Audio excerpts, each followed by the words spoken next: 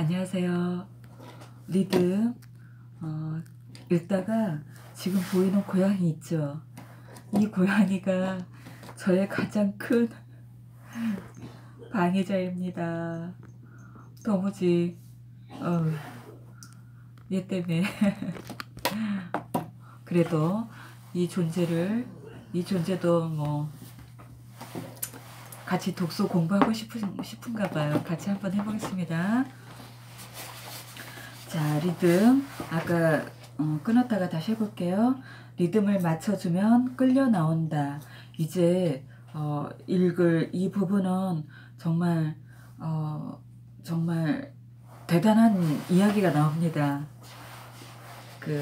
우리 자녀들 때문에 마음고생 많이 하시는 부모님 많이 계시죠? 이 경우도 이제 자녀 때문에 큰 어떤 일이 생겼습니다. 한번 보겠습니다. 경아는 고등학교 1학년 때까지는 모범생 중에 모범생이었다. 공부도 최소한 반에서는 거의 1등을 놓친 적이 없었다. 엄마 말이라면 절대 복종이었다. 그런데 1학년 학기말 시험을 사흘 앞두고 난데없이 머리가 쪼개질 듯 아프다고 호소했다. 엄마, 나 도저히 공부 못하겠어. 머릿속에 무슨 이물질이 잔뜩 들어있는 것 같아. 그녀는 앞이 깜깜했다. 어떻게 됐든 기말 시험만은 끝내야 하지 않는가. 경아야, 좀 쉬었다 해봐. 이번 시험 망치면 그동안 애써 쌓아왔던 게 말짱 물거품이 돼버려. 아무리 달래도 경아는 공부에 집중하지 못했다. 책을 펴놓기만 해도 고개를 돌렸다. 시험일이 다가오자 그녀는 반강제로 경아의 등을 떠밀어 등교시켰다. 속이 타들어갔다. 드디어 경아가 돌아왔다. 경아야, 시험은? 다급한 엄마의 표정을 보고 경아가 한숨을 내쉬었다. 엄마, 시험이 나보다 더 중요해?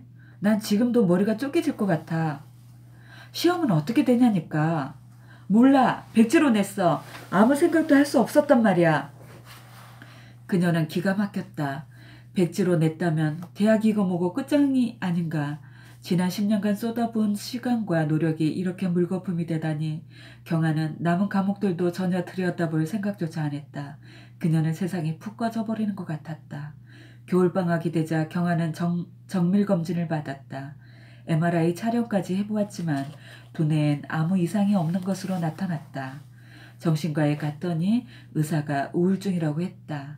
중증이네요. 자살 충동도 도사리고 있으니 조심해야 합니다. 세상이 온통 암흑천지로 돌변했다. 아무것도 생각할 수 없다며 온종일 틀어박혀 이리 뒹굴 저리 뒹굴 하는 경아. 점심나절에 겨우 일어나 챙겨주는 밥도 제대로 먹지 않는다. 방안은 돼지우리처럼 어지럽다. 뭘 듣는지 온종일 귀에 뭔가를 꽂고 산다. 핸드폰은 손에서 떠나지 않는다.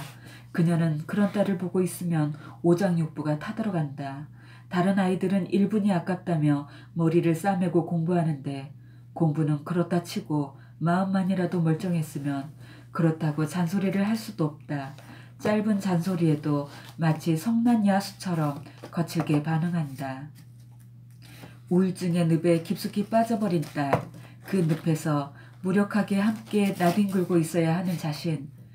직장에만 매달려 사는 무심한 남편.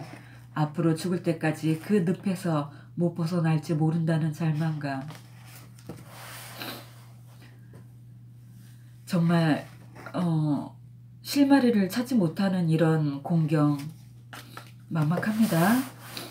자, 아직도 못 샀어? 마음에 드는 게 없어. 벌써 4시간이나 지났어. 그럼 내일 또 오지 뭐.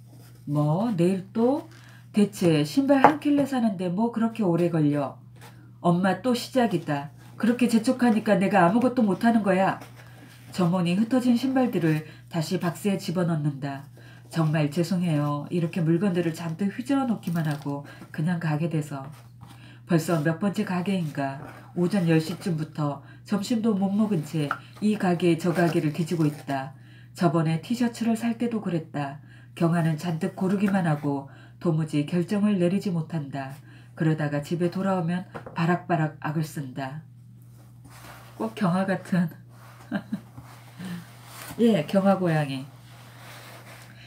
난 엄마 때문에 아무것도 못해. 왜 엄마는 시시콜콜 이래라 저래라 해. 나 신발 안 사. 경아는 악에 바치면 덤벼들어 때리기도 하고 물건을 집어던지기도 한다. 자살을 하겠다는 말도 서슴지 않는다. 매일 되풀이되는 일과이다. 제겐 아무 희망도 없어요. 살아갈 이유도 없고요. 뭘 해보고 싶다는 생각도 다 사라졌어요. 문제의 뿌리는 무엇인가? 경아의 머릿속은 어두운 생각으로 포화 상태다. 그래서 머리가 터질 듯 아픈 것이다. 공부가 들어올 리 없고 판단을 내리기도 어렵다. 어두운 생각들을 어떻게 털어내죠? 무조건 리듬을 맞춰주십시오. 경아가 화를 내면 너 화났구나. 엄마가 미워 라고 하면 넌 엄마가 밉구나 하는 식으로요. 쉽게 말해 장단을 맞춰주는 겁니다. 단 경아가 어떤 말을 해도 절대로 거기에 휩쓸리지 마십시오. 난 이 세상에 존재하지 않는다. 난 죽었다고 생각하고 딸이 내뱉는 말에 무조건 리듬을 맞춰주기만 하세요. 경아에 대한 기대를 완전히 내려놓아야 합니다. 또 미안하다, 고맙다, 용서해라 등의 말을 최대한 많이 하십시오. 그런다고 우울증이 사라질까요? 믿져야 본전이다. 그녀는 미심쩍어 하면서도 실험해 보기로 한다. 경아야, 신발 사러 갈래? 전에 신발 사러 갔다가 엄마 때문에 망쳤잖아. 또 망치려고? 왜 말을 꼭 그렇게 쏘아붙일까 하는 생각이 들었지만 엄마는 꾹 참았다. 딸의 말에 무조건 리듬을 맞춰주기로 단단히 결심했다. 그래, 그때 엄마가 망쳐놓았으니 또 망칠 거라는 생각이 들지. 그러니까 또 화가 나지. 미안하다. 신기한 일이었다. 그 한마디에 경아가 돌연 할 말을 잃어버렸다. 어? 엄마가 웬일이야? 나한테 미안하단 말을 다 하게? 그래, 엄마가 그동안 너한테 미안하단 말 한 번을 못했구나. 경아가 고개를 갸웃했다. 엄마 정말 이상해졌어. 평소처럼 말해봐. 왜? 넌 늘 그딴 식으로 말하냐고. 호의로 받지 호의로 못 받아들이는 딸이 야속하고 미웠다. 내 딸이 어쩌다 이렇게 됐나. 하늘이 원망스러웠다. 그걸 꼭 참으려니 눈물이 왈칵 쏟아질 것 같았다. 그래 경아야, 네 말이 맞아. 엄마 맨날 너를 들볶기만 했어. 말 한마디 따뜻하게 못했어. 늘 공부하라고 강요만 했어. 미안하다. 정말 미안하다. 꾹 참았던 눈물이 자기도 모르게 주르륵 흘러내렸다. 딸에게 미안하다고 말하고도 용서를 못 받는 자신이 서러웠다. 넌 왜 이렇게 엄마 마음을 몰라주니? 모든 게 널 위해서였던 거 몰라? 하고 소리 지르고 싶었다. 하지만 튀어나가려는 말을 꼭 짓눌러 놓았다. 물끄러미 바라보던 경아가 말했다. 미안한 짓을 왜 했어? 내가 그동안 얼마나 힘들었는지 알아? 꼭두까시 노릇하는 게 얼마나 힘든지 알아? 내가 얼마나 힘들고 괴로운지 물어본 적이나 있어? 중학교 1학년 때 기억해? 내가 독감에 걸려 초죽음이 다 됐는데 엄마는 날 새벽 1시까지 못 자게 했어. 어떻게든 이번 시험에선 1등을 해야 한다며. 그러면서 엄마도 안 마시는 커피까지 마시라고 했지? 1등 하는 게 그렇게 중요해? 딸의 건강보다 성적이 더 중요해? 딸의 건강은 망가져도 시험은 망가지면 안 되는 거였어? 엄마가 경아에게 다가가 슬며시 손을 잡았다. 하지만 경아는 손을 뿌리치며 엄마의 눈을 노려보았다. 경아의 이글거리는 눈길. 엄마는 그제야 경아의 상처가 얼마나 깊은지 알 것 같았다. 눈물이 주체 없이 흘러내렸다. 슬며시 손을 내밀어 딸의 손을 다시 잡았다. 경아는 이번엔 그대로 내버려 두었다. 부릅떴던 눈에 이슬이 맺히기 시작했다. 미안하다 경아야. 그때 얼마나 서러웠니. 세상에 기댈 사람은 오로지 엄마뿐이라고 믿었는데 몸은 아파 죽겠는데 머리는 핑핑 도는데 사람은 자동차가 아닌데 자동차를 몰고 가듯 몰아붙이는 엄마가 얼마나 야속하고 원망스러웠니. 엄마가 참 미련했구나. 공부가 인생의 다인 줄 알고. 미안하다. 용서해줘. 경아의 눈가에 맺혀진 이슬이 툭 떨어졌다. 한참 흐느껴 울었다. 엄마, 나도 미안해. 다 나 잘되게 하려고 그랬던 거 나도 알아. 엄마는 귀를 의심했다. 딸로부터 난생 처음 엄마 미안해라는 말을 들은 것이었다. 그날 매장에 가서도 경아의 태도는 많이 누그러져 있었다. 하지만 물건을 고르면서 다시 짜증이 도지곤 했다. 그래도 엄마는 휩쓸리지 않고 딸의 마음에 리듬을 맞춰주었다. 엄마, 이 신발도 마음에 안 들어. 그래? 그것도 마음에 안 들어? 그럼 어떡하지? 다른 가게에 가봐. 그래, 다른 가게에 가보자. 점원이 언짢은 표정을 지으면 언짢으시죠? 물건을 실컷 고르기만 하다가 그냥 가서 정말 죄송합니다 하고 진심으로 사과했다. 자신의 감정을 완전히 죽이고 모든 욕심을 버리고 때로는 딸의 감정을, 때로는 점원들의 감정을 거울처럼 비춰주고 리듬을 맞춰주었다.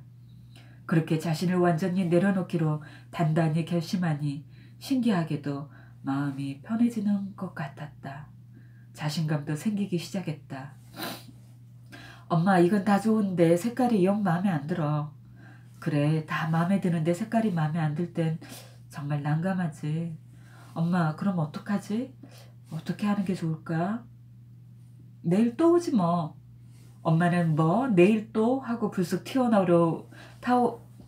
튀어나오려는 말을 꼭 참았다. 그리고 딸의 말에 리듬을 맞춰주었다. 그래, 내일 또 와서 다시 골라보자. 그날 신발은 사지 못했다. 하지만 몇 년 만에 처음으로 싸우지 않고 쇼핑을 다녀왔다. 엄마는 보스에 올라 차창 밖을 내다보고 있었다. 경아가 슬며시 손을 잡았다. 엄마, 고마워. 다시 옛날 엄마로 돌아간 것 같아. 엄마는 목이 메었다. 몇 년 만의 일인가. 딸이 스스로 엄마 고마워라는 말을 하다니 그녀는 깨달았다. 내가 그동안 딸의 생각을 완전히 무시하며 살았구나. 딸을 망친 건 바로 내 욕심이었구나. 내가 딸을 존중해주면 딸도 나를 존중해주는구나. 리듬만 맞춰주면 도저히 못 고칠 것 같던 우울증 괴물도 끌려 나오는구나. 괴물 같은 우울증에서 벗어날 수 있다고 합니다. 리듬만 맞춰주면 도저히 못 고칠 것 같던 우울증 괴물도 끌려 나오는구나. 우리 시어머니는 정말 못 말려요. 제가 하는 일에 무조건 트집부터 잡으니까요. 시댁에만 다녀오면 파김치가 되는 여직원이 하소연했다. 어느 명절에 그녀는 동서들과 의논해 갈비를 준비해 가지고 갔다. 그런데 시어머니는 먹어보지도 않고 대뜸 말했다. 이거 호주산 갈비 아니냐? 값은 싸지만 맛이 별로라더라. 그 소리를 듣고 그녀는 맥이 탁 풀렸다. 마치 왜 맛없는 싸구려 갈비를 사왔어? 하는 것처럼 들렸기 때문이다. 반찬을 상에 올려놓자 시어머니는 또 작은 접시에 이게 뭐냐 큰 접시에 담지 하고 핀잔을 주었다. 파전을 붙여놓자 시어머니는 쓱 보더니 웬 계란을 이렇게 쏟아부었니? 이게 계란전이지 어디 파전이냐? 하고 면박했다. 시어머니가 여러 동서 중 유독 자신만을 표적으로 삼는다고 생각하니 여간 스트레스가 쌓이는 게 아니었다. 그러다 보니 시댁이라는 말만 들어도 골치가 아팠다. 남편은 무조건 시어머니 편이었다. 설마 어머니가 당신을 차별대우하시겠어? 왜 생각이 그렇게 유치해? 시어머니에 대한 감정이 나빠지니 남편과의 관계도 자꾸만 틀어졌다. 나는 그녀에게 리듬 맞춰주기를 시도해보지 않겠느냐고 방법을 제시했다. 시도 결과 고부간 갈등은 어떻게 됐을까요? 이거 호주산 갈비 아니냐? 값은 싸지만 맛이 별로라더라. 어머님도 그런 생각이 드시죠? 값이 싸면 맛도 별로일 거라는 생각요. 그럼 그렇지 않다는 얘기냐? 저도 처음엔 어머니와 같은 생각이었어요. 근데 먹어봤는데 생각이 달라졌어요. 그래? 그럼 한번 먹어보든지. 호주산 갈비가 별로일 거라는 생각이 몽땅 끌려 나와 더 이상 할 말이 없어진다. 트집만 잡던 시어머니의 반응이 달라지기 시작했다. 작은 접시에 이게 뭐냐, 큰 접시에 담지. 아, 그쵸. 작은 접시는 좀 좁아 보이죠, 어머님. 큰 접시에 담는 게 낫겠죠? 그게 낫겠다. 작은 접시에 대한 불만이 끌려나와 할 말이 없어진다. 웬 계란을 이렇게 쏟아부었니? 아, 죄송합니다. 웬 계란을 이렇게 쏟아부었니? 이게 계란전이지 어디 파전이냐? 아, 정말 그러네요. 제가 계란을 너무 많이 쏟아부었네요. 파전이 아니라 계란전이 됐어요, 어머니. 어쩔 수 있니? 그냥 먹어야지. 계란이 많이 들어갔다는 생각이 끌려나와 더 이상 할 말이 없어진다. 그럼 이미 부친 건 그냥 먹고 계란을 좀 덜 써서 만들게요, 어머니. 어냐, 그래라. 아무리 심술을 부리고 싶은 시어머니라도 며느리가 장단을 맞춰가며 부정적 생각이 생기는 족족 가차없이 끌어내니 재간이 없다. 마음이 개운해지니 괜히 밉던 며느리가 오히려 고맙게 느껴진다. 심리치료 후 원리도 리듬을 맞춰주는 것이다. 저는 온종일 혼자 지내요. 친구가 하나도 없어요. 그렇군요. 친구가 하나도 없어서 외롭겠군요. 외롭다는 생각이 털려나가기 시작한다. 다른 애들은 친구들이랑 함께 밥 먹으며 수다도 떠는데 전 혼자 먹어요. 맞아요. 남들은 친구들이랑 밥 먹는데 나만 혼자 먹으면 정말 쓸쓸하죠. 쓸쓸한 정도가 아니에요. 어떤 땐 제가 세상으로부터 버림받은 것 같아요. 그렇죠. 세상에서 버림받은 것처럼 느껴질 수도 있겠네요. 이렇게 계속 장단을 맞춰주다 보면 환자는 할 말이 없어진다. 외롭다는 생각이 동나버리는 것이다. 치과 의사를 하는 친구도 리듬 맞춰주기에 효과를 톡톡히 보고 있다. 그는 겁에 질린 표정으로 들어서는 아이들을 보면 이렇게 인사한다. 치과 오기 겁나지? 오기 싫지? 고개를 끄덕이는 아이들의 얼어붙은 표정이 풀리기 시작한다. 드릴 소리가 들리면 마구 도망치고 싶지? 어때? 윙윙윙 무섭지? 아이들은 눈을 동그랗게 뜬다. 의사 선생님이 내 속마음을 어떻게 알았지? 하는 표정이다. 그러다 보면 겁나고 무섭다는 생각은 몽땅 끌려 나오고 어느새 치료도 끝나버린다. 상대의 생각을 거울처럼 되비쳐라. 둘째 아이가 어릴 때 밖에 나가 놀다가 씩씩거리며 돌아와 이렇게 외쳤다. 이제 이 김상훈 저자님의 이제 체험담입니다. 난 앞으로 철수하고는 절대로 안 놀아. 왜 무슨 일이 있었니? 철수가 내 장난감을 흙탕물에 내던졌어. 네가 먼저 잘못한 것도 없는데? 절대 아니야.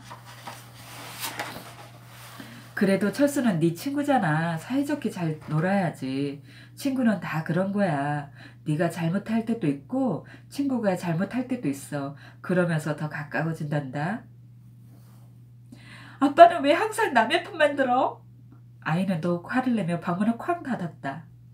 나는 내 말이 왜 아이를 더 화나게 했는지 생각해 보았다. 나는 아이의 화난 생각에 리듬을 맞춰준 게 아니라 짓눌러 놓도록 강요한 것이었다. 나는 슬며시 문을 열고 들어갔다. 철수하고는 정말 다시 안 놀 거니? 절대로 안 놀아. 화가 많이 났구나. 속이 많이 상하지? 아이가 고개를 끄덕였다. 아까 철수가 네 장난감을 흙탕물에 내던졌다고 했지? 저런 남의 장난감을 흙탕물에 던지다니 정말 화나겠구나. 난 정말 아무 잘못도 안 했어. 그랬어? 아무 잘못도 안 했는데 그러면 속이 엄청나게 상하지. 너무 화가 나서 그냥 뛰어왔어. 그래, 화가 너무 나면 당연히 함께 놀기도 싫어지지. 계속 안 놀게 될지 아직 확실하진 않아. 또 그러면 정말 안 놀아. 아이는 마음을 완전히 풀었다. 딸아이가 어릴 때 거울을 보며 말했다. 아빠, 내 얼굴은 왜 이렇게 못생겼죠? 나는 얼른 그 말을 가로막았다. 네 얼굴이 어때서? 넌 아주 예쁘게 생겼어. 그러자 딸아이는 거짓말하지 마세요! 하고 외치며 문을 쾅 닫았다. 왜 그랬을까? 나는 딸아이가 외모에 대한 불만을 끌어내도록 도와준 게 아니라 막아버렸기 때문이다. 만일 내가 네 얼굴이 마음에 안 드니? 하고 불만에 리듬을 맞춰줬더라면 불만은 금방 끌려 나왔을 것이다. 그 일은 큰 교훈이 되었다. 그렇다고 이 이야기를 듣는 남자분들, 여자친구가 아, 난 왜 이렇게 못생겼지? 라고 얘기했을 때 그래, 너 참 못생겼지? 라고 그렇게 장난을 맞추시면 안 됩니다. 남녀 사이에서는 리듬이 이런 리듬이 아니라 음, 아니야, 네가 어디가 못생겨? 넌 참 이뻐. 결론은 이쁘다 소리를 듣고 싶어 하는 겁니다. 남녀 사이에서 결론은 이쁘다는 말입니다. 딸아이가 머리를 자르고 왔을 때였다. 아빠, 제 머리가 너무 짧지 않아요? 나는 이번엔 아이의 불만에 리듬을 맞춰줬다. 머리가 짧아서 걱정되네. 걱정된다는 생각이 끌려 나오자 아이는 금방 기분이 풀리기 시작했다. 친구들 만나면 창피해서 어떡하죠? 친구들 만나면 정말 창피한 생각이 들겠네. 어떡하지? 아이는 잠시 생각하더니 말했다. 머리가 자랄 때까지 친구들을 덜 만나면 되죠 뭐. 아, 그래, 그러면 되겠네. 머리가 길어질 때까지만 좀 덜 만나면 되겠다. 이렇게 원치 않은 생각은 리듬을 맞춰주면 저절로 끌려 나온다. 그러면서 해결책도 저절로 떠오른다. 제가 이렇게 이 책을 그대로 거의 그대로이다시피 읽어드리는 건 우리 일상에서 너무나 많이 일어나는 일들을 어, 기록해 놓은 것 같아요. 그래서 우리는 이 책이 반대로 실수를 너무 많이 하죠. 자식을 어, 사랑한다고 잔소리를 하고 또 그렇잖아요. 그러면서 이제 자녀들과 관계가 멀어지고 도대체 쟤는 누굴 닮아서 저러는가 그렇게 이제 남편을 힐끗대고 그렇죠. 우리가 너무나 많은 실수를 하기 때문에 그런 실수를 하지 말라고 그냥 이 사례들을 그대로 읽습니다. 이 사례들을 듣고 또 듣고 하다 보면은 이게 이제 익숙해질 거라고 생각이 듭니다. 그래서 저도 그 익숙해지고자 함에 의해서 이 사례들을 다 읽어봅니다. 아이가 학교에서 몹시 분한 듯 씩씩거리며 돌아왔다.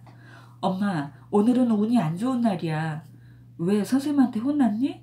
아이들이 다 같이 떠들었는데 선생님이 나만 야단쳤어. 네가 더 잘못한 게 있으니까 그랬겠지. 괜히 그러겠어. 엄마는 왜 잘 알지도 못하면서 선생님 편들어? 이 녀석이 왜 엄마한테 소리를 질러? 그렇게 대드니까 선생님한테도 야단 맞지? 앞으로 선생님이 혼내면 무조건 잘못했다고 해. 알았어? 엄마 미워! 화가 나서 밖으로 뛰어나간다. 자녀를 밖으로 뛰어나가게 하는 건 다름이 아닌 우리 자신들입니다. 속상한 아이는 위로를 받고 싶어 엄마한테 말을 꺼냈다. 하지만 오히려 야단을 맞았다. 그럼 아이는 다시는 엄마한테 자신의 감정을 드러내지 않게 된다. 엄마는 내 마음을 이해 못하는 사람으로 각인되기 때문이다.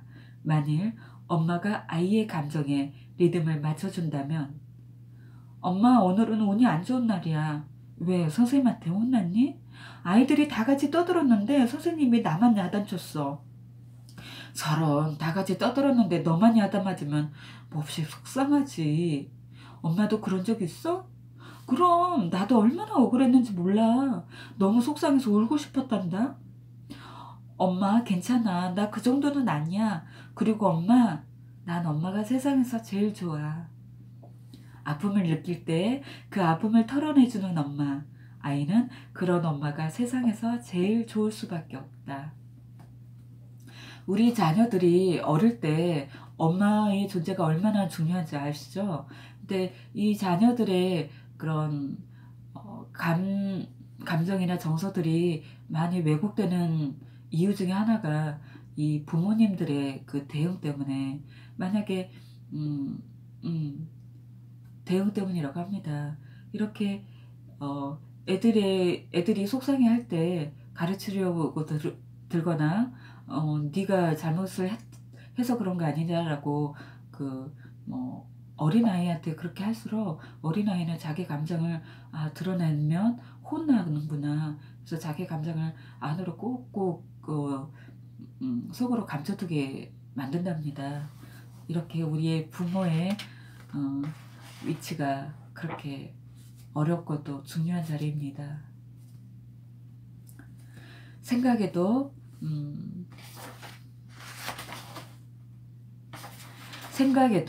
모양, 부피, 밀도, 생각이 있을까? 생각은 물건이다. 양자 물리학자들은 생각은 물건이다 라고 말한다. 생각은 눈에 보이지만 않을 뿐 어느 물건과 똑같다는 것이다. 뭐? 생각도 물건이라고? 펄쩍 뛸지 모른다. 물건처럼 볼 수도 만질 수도 없는데 무슨 물건? 하고 의심할 것이다. 우선 이런 질문을 던져보자. 우리는 뭐를 물건이라고 하는가? 아인슈타인은 만물은 에너지라고 했다. 실제로 모든 물건은 에너지를 갖고 있다. 에너지가 없어지면 더 이상 물건이 아니다. 예컨대 의자를 보자. 의자가 무슨 에너지야? 라고 반문할 것이다. 아무 에너지도 없는 것처럼 보인다. 하지만 아무 에너지도 없다면 어떻게 의자라는 형태를 유지하며 서 있을까? 폭삭 주저앉아야 하지 않는가? 실제로 불을 붙이면 활활 타오르며 뜨거운 열을 발생시킨다. 에너지가 다 빠져나가면 그제야 폭삭 주저앉는다. 모든 물체는 에너지다. 생각도 에너지다. 그런데 생각에도 엄청난 에너지가 있다. 가령 물을 얼릴 때 이거는 마사루 에모토 실험에 대해서 나오는 건데요. 이 실험은 정말 중요한 실험입니다. 자, 생각에도 엄청난 에너지가 있다는 걸 증명한 그런 실험입니다. 가령 물을 얼릴 때 그 앞에서 부정적 생각을 하면 물이 산산조각난 결정 형태로 얼어버린다고 합니다. 그러니까 물 앞에 부정적 생각을 하면 그 물이 결정을 아름답게 만들지 못하고 그 결정이 만들어지지도 못하고 조각이 나버린다고 합니다. 근데 반면에 긍정적인 생각을 하면 물이 아름다운 눈송이 형태로 온다고 합니다. 그러니까 물을 부정적 생각을 하면은 그 결정이 만들어지지도 못하고 물 앞에서 긍정적인 생각을 하면 아름다운 눈송이 같은 그런 결정을 만든다고 합니다. 마사루 에모토 박사는 이를 생생한 실험으로 입증했다. 그래서 아인슈타인은 생각도 에너지다라고 했다. 그럼 생각도 다른 물건처럼 형태를 갖고 있을까? 자, 생각이 에너지인 건 마사루 에모토 실험에 의해서 증명이 됐습니다. 자, 즉각적인 치유의 비밀의 저자이자 명상가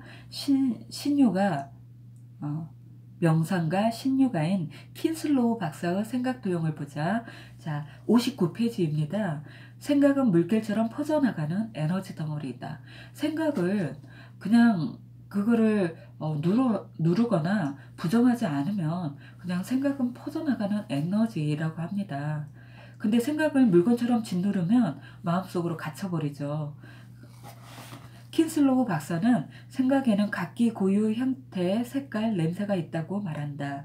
실제로 에너지장 카메라로 촬영해보면 생각이나 감정이 변할 때마다 에너지장의 색깔도 달라지는 걸 쉽게 확인할 수 있다.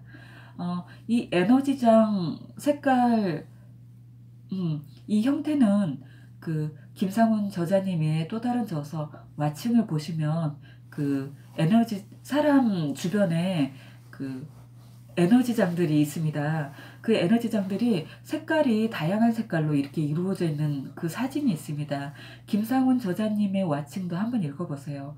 김상훈 저자님의 책들은 다 김상훈 저자님의 직접 체험에 의해서 그 깨달음에 의해서 지은 책들이라 굉장히 직접적이고 그리고 이 김상훈 저자님이 과학에 가까운 그런 지성이지 않습니까?